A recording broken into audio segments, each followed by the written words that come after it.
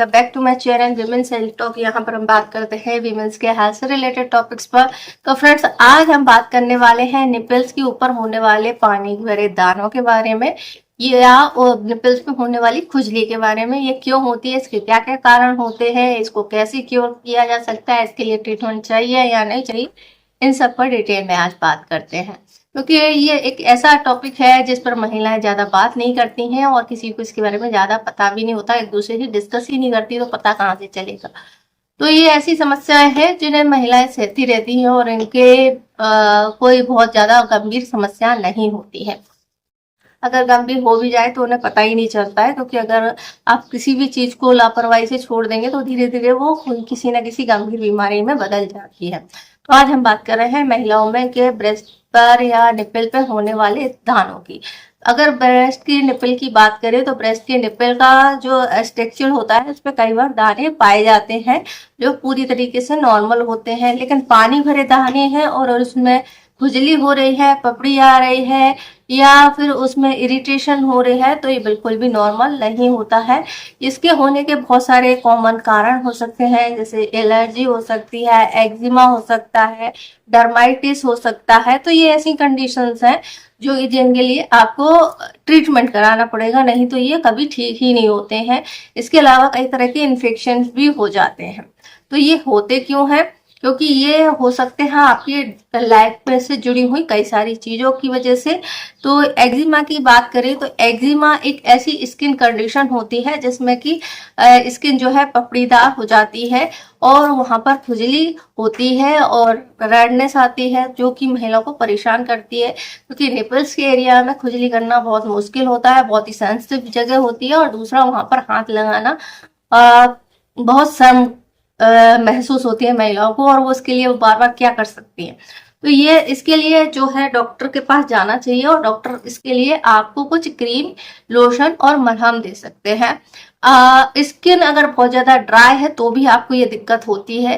Nipples के area में moisturiser लगाना बहुत इंपॉर्टेंट होता है, क्योंकि अगर आप वहां पर स्किन को मॉइस्चराइज नहीं करते तो स्किन ड्राई हो जाती है, और ड्राई होने के कारण से, रगड़ खाने के कारण से आपको निपल के एरिया में जलन, रेडनेस हो सकती है और खुजली भी हो सकती है। तो इसके लिए आप एलोवेरा वाले लोशन लगा सकते हैं, या फिर अगर वहां पर किसी तरह का इन्फेक्शन हुआ है या फंगस इन्फेक्शन हुआ है तो इसका कारण होता है कि आप कपड़ों को बहुत अच्छे से सुखा के नहीं रखते, या फिर आप बहुत ज्यादा हाइजीन का ध्यान नहीं रखते हैं।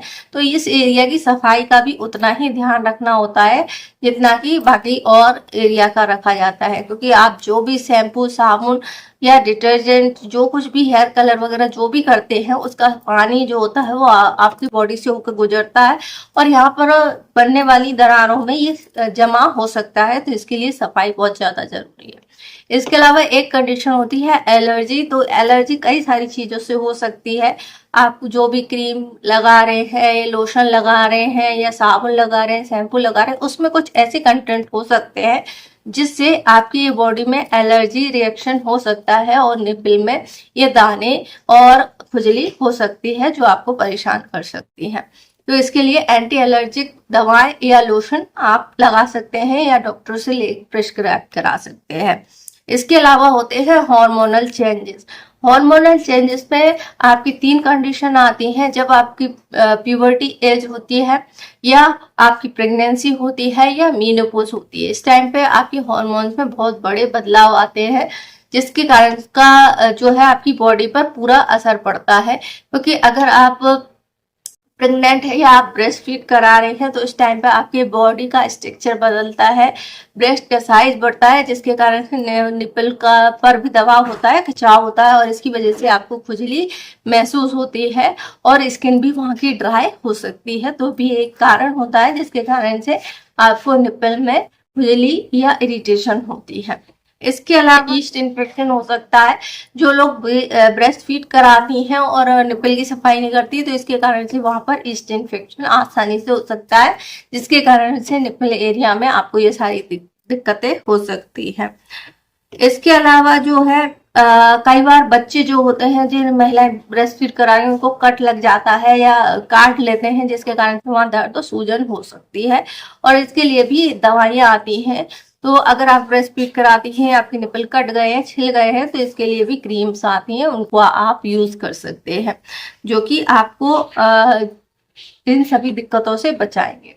सबसे जरूरी होता है कि अगर ब्रेस्ट फीड की वजह से हो रहा है तो आपको सही पोजीशन में ब्रेस्ट फीड कराना सीखना पड़ेगा। अब हम इसके ट्रीटमेंट की बात करें तो ट्रीटमेंट में जिन कारणों से आपको ये दिक्कतें हो रही हैं वो आपको हटाने हैं। तो जैसे कि अगर आपको किसी चीज से एलर्जी है तो वो चीजों को आपको हटा देना है। पहले आपको पता करना है कि आपको किस चीज से एलर्जी, इसके लिए एलर्जिक टेस्ट भी करा सकते हैं। एक्जिमा है तो इसके लिए प्रॉपर ट्रीटमेंट आपको लेना पड़ेगा। डर्माइटिस है तो इसके लिए भी आपको ट्रीटमेंट लेना पड़ेगा। ईस्ट इन्फेक्शन है तो इसके लिए क्रीम और लोशन आते हैं जो आप ले सकते हैं। एंटी इचिंग क्रीम आप ले सकते हैं। एलर्जी के लिए एंटी हिस्टामिन क्रीम ले सकते हैं। तो ये सभी चीजें हैं। कार्टिकोस्टेरॉइड क्रीम भी आपको लिखी जा सकती है।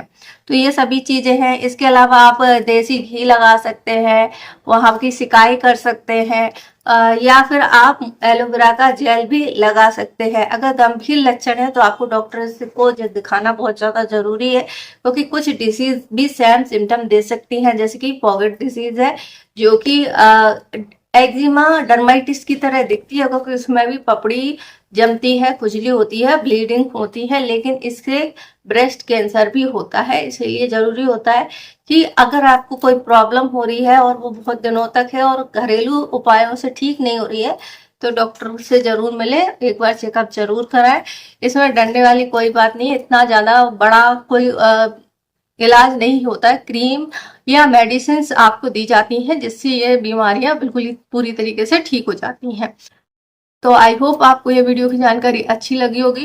वीडियो की जानकारी अच्छी लगे तो वीडियो को लाइक करें, शेयर करें, हमारे चैनल को सब्सक्राइब करें। इससे जुड़ा हुआ कोई और क्वेश्चन है तो आप हमसे पूछ सकते हैं, हम इंस्टाग्राम पे फॉलो कर सकते हैं।